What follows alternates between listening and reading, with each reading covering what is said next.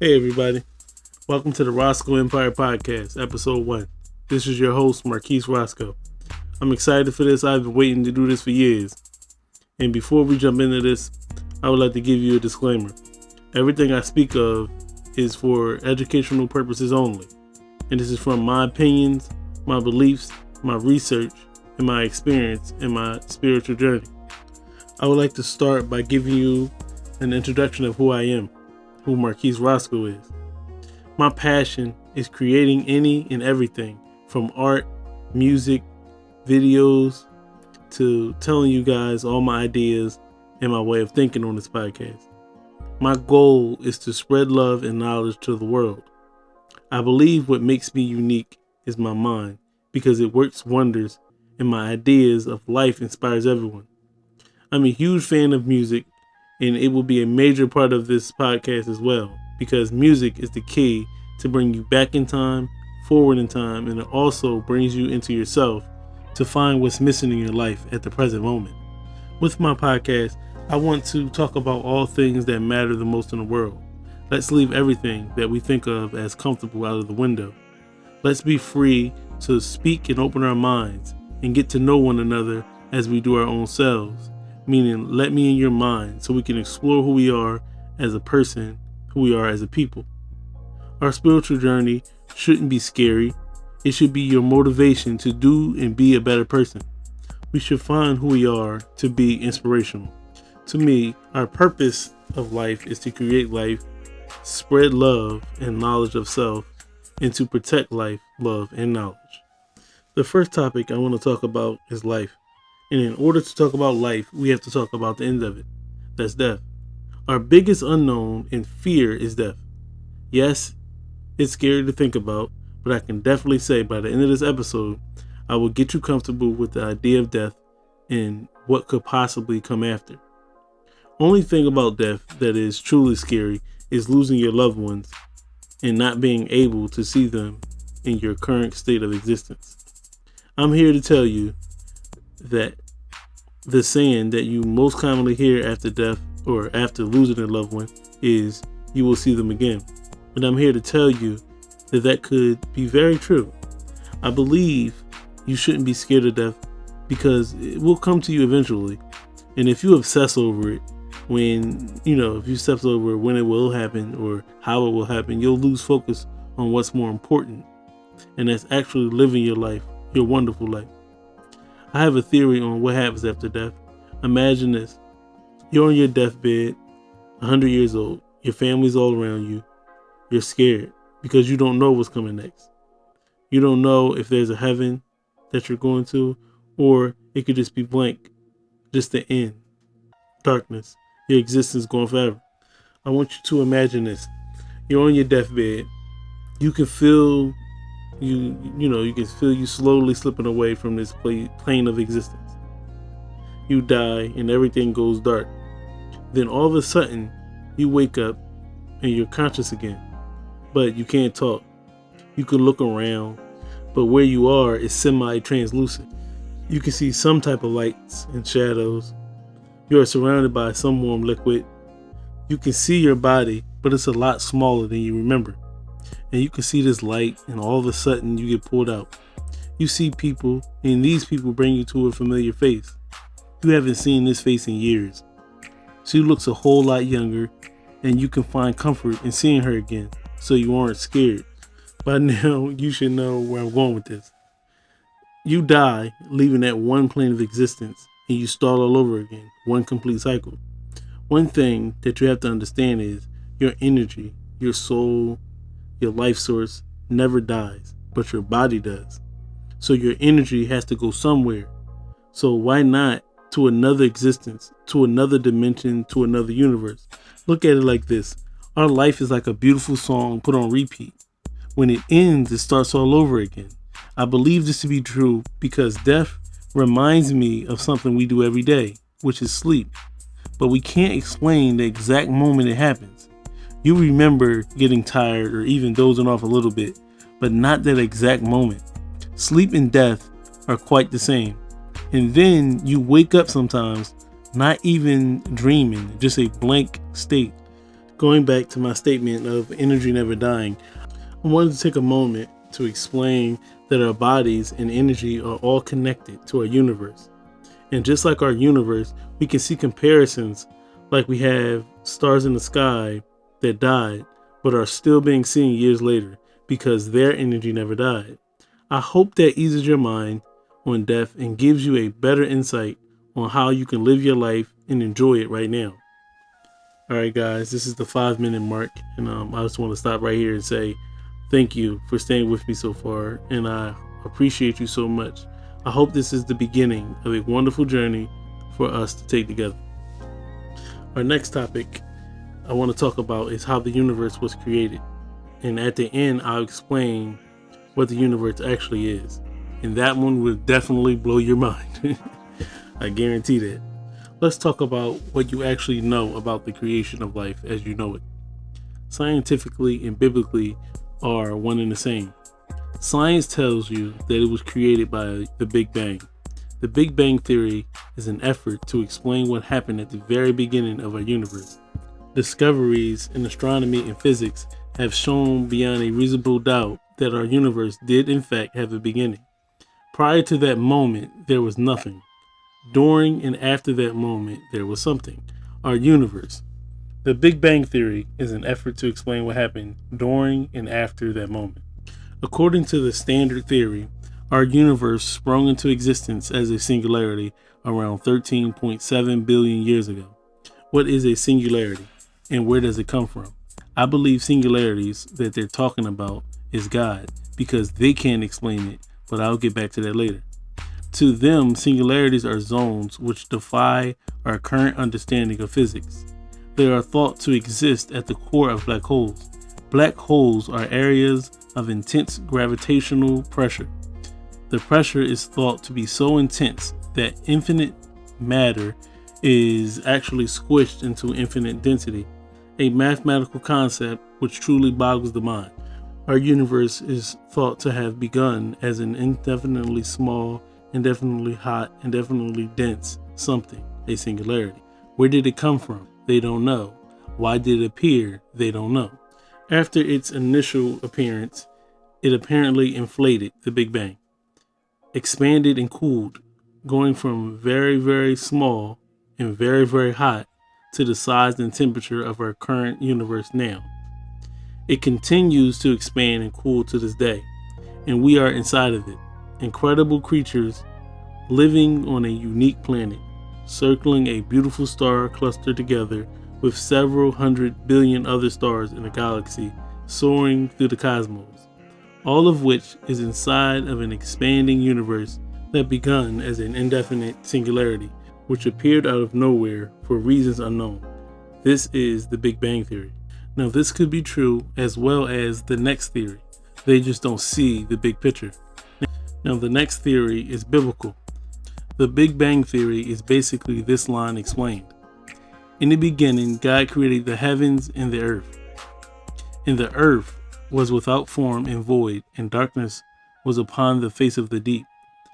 This is the black hole explained. And the Spirit of God moved through the face of the waters. And I believe that's dark space, outer space. And God said, "Let there be light," and there was light. The expansion and cooling of the universe as a thought becoming a creation. And God saw light, that it was good. God divided the light from the darkness. This is when the suns were being created. And God called the light day, and the darkness he called night. And the evening and the morning were the first day. I won't read word for word, but parts to explain better, so bear with me, please. And God said, "Let the earth sprout vegetation, plants yielding seed, and fruit trees bearing fruit, in which their seeds, each according to its kind on earth." And it was so. And I believe that these are the foods that give us live energy our bodies are supposed to have.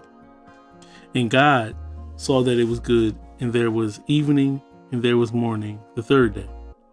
And God made two great lights, the greater light to rule the day, and the lesser light to rule the night. He made the stars also, our sun and our moon. God set the greater light, the sun, for the heavens, space, and the lesser light, the moon, to light up the earth, and to rule over the day and over the night, and to divide the light from the darkness. And God saw that it was good.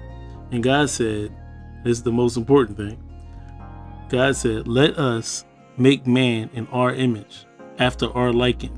And I'll dig deeper into this. Now, when I say he, I don't mean God's a man, God's a woman.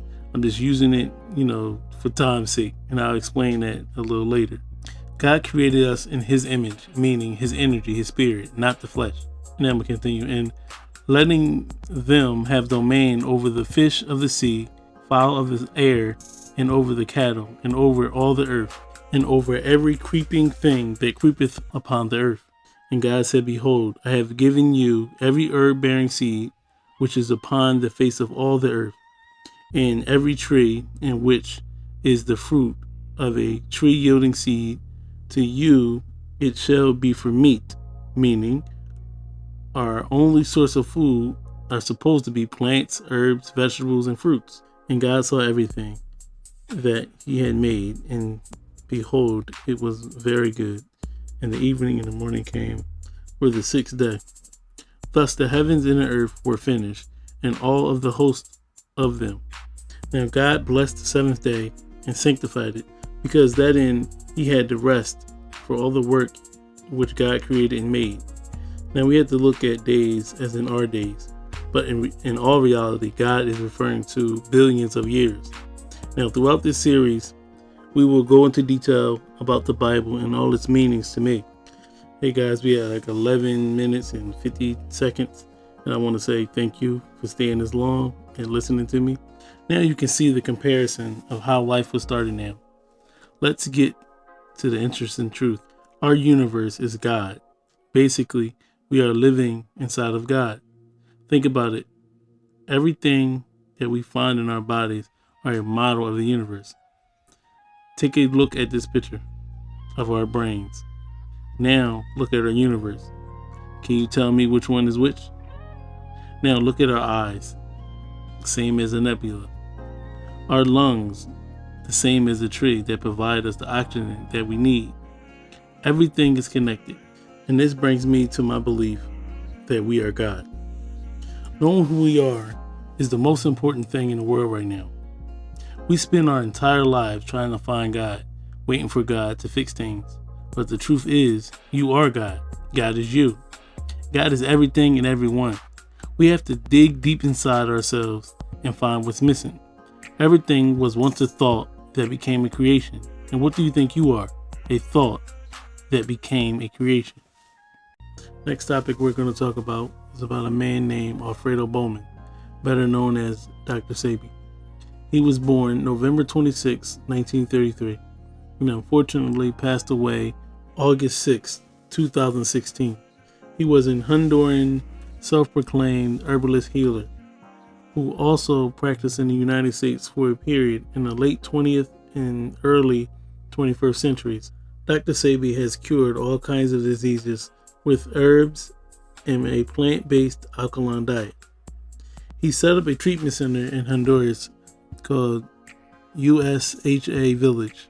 He moved his practice to New York City and Los Angeles.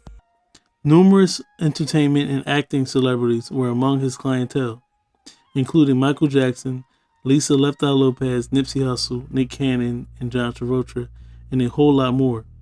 During his travels, he heard about a man that he believed could help him.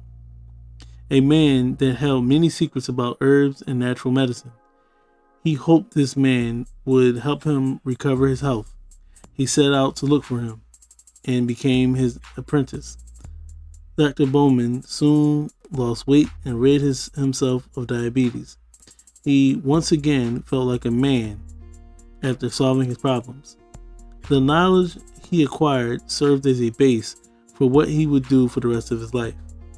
Thus, Alfredo Bowman becoming Dr. Sebi and starting a new life helping others recover their health.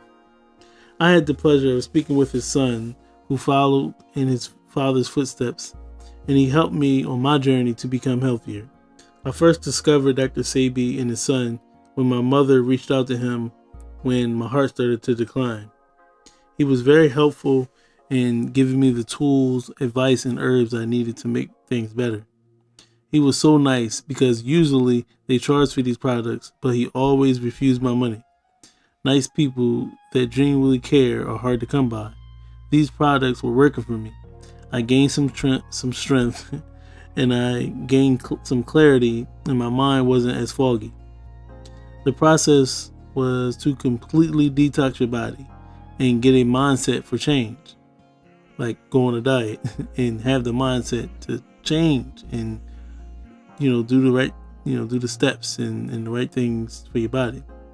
I had to cut out all meats, dead foods as we like to call them, sugar, fast food, all that.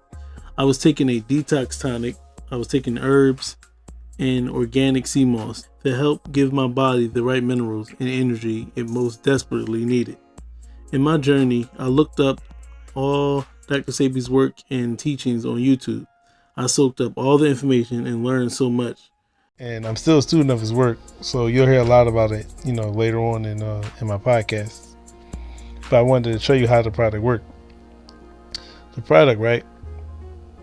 It rid the body of the old cells and rebuild new cells in the body. It also cleansed the blood, the liver, the kidneys, and the spleen. It removes mucus from the entire reproductive system, strengthening the heart and cleanse the brain, giving you a better eyesight and everything, eyesight, way of thinking, everything, because it really clarified everything. And it had me thinking about how our bodies are like cars. It could be fixed by replacing its parts or the things that are missing that helps it run or function properly. So life is sustained by carbon, hydrogen, and oxygen. And if you go years of having less of either one of those things in your body will weaken. We can sustain it by eating live foods like plants, herbs, fresh water, alkaline, and natural things on earth. By eating dead foods like meat and man-made bullshit, it can clog up the body with chemicals and waste that has no business in our bodies. By eating healthy, the detoxification of your body and adding those fresh key elements into your body, it should start to heal itself. Our bodies are basically batteries that need to be charged. So we have to start eating more live foods and recharge that battery.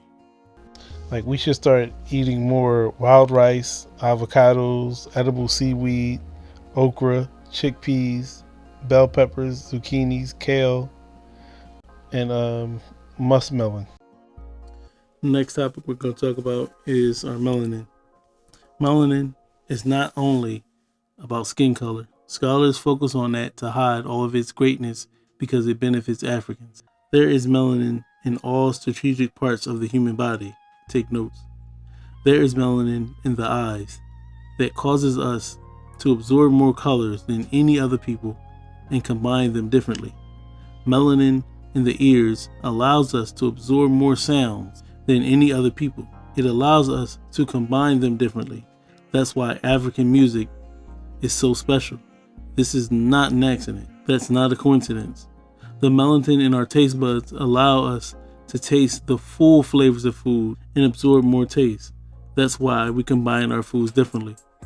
Being aware of who we are is very important. We've all noticed some of these specific and unique things about us all over the world, but we could not explain why, and that's because we lack knowledge of self. We have to study ourselves to become aware of our specialities. The only way is to re-become the Africans we are supposed to be, the gods that we're supposed to be. The mind and the body must be in alignment for us to reach the level of our ancestors. The beliefs within the mind and the diet must be adapted to who we are supposed to be. When you don't know your truth, someone who knows it will use that advantage to manipulate and exploit you. Don't expect them to tell you the truth about you if it makes you look better. That's common sense. It's time to know who we are. I want to say, every aspect of life, including death, brings important lessons, but it's up to ourselves to use those lessons to grow. You have a plan, and it will be fulfilled no matter what. So that's why it's important for you to do something about it now, to get a plan ready for your life. These are some steps that will help you plan it. Number 1, speak it into existence and make it real. Number 2, take the right steps to get you at least half the way there. And don't stop. Keep fighting for it. You made it this far and you haven't stopped yet. So why let yourself down now? Number 3, fulfill your goal and be one with yourself, as well as be closer to who you want to be. And then you will truly be free. I hope this touches your heart so you can pass that love down to someone. And please have a positive and blessed life. Love you guys. Thanks for listening and watching. Until next time, always remember, stay positive and positive things will happen. This has been the Roscoe Empire Podcast, episode 1. Can't wait to see you on the next one. Be safe, guys. Love you guys. And always remember, because you're a God, and those thoughts that you have, turn them into creations, positive creations. Create the life that you want, and love one another, and continue to strive to be better. See you guys later.